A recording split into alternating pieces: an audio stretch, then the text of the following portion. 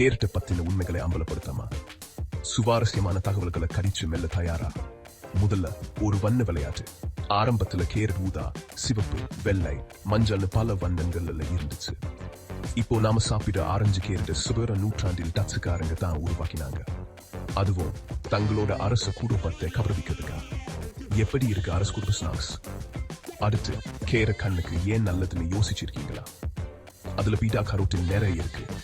அது நம்ம உடம்புல வைட்டமின் ஏவா மாறுது. இது இரவு நேரத்துல நல்லா பார்க்க மட்டுமில்லாம கண்ணோட ஆரோக்கியத்தையும் பாதுகாக்குது. இப்போ ஒரு வினோதமான தகவல். கின்னஸ் உலக சாதனைகள்ல பதிவான உலகின் மிக நீளமான கேரட் 19 அடிக்கும் மேலே இருந்துச்சு.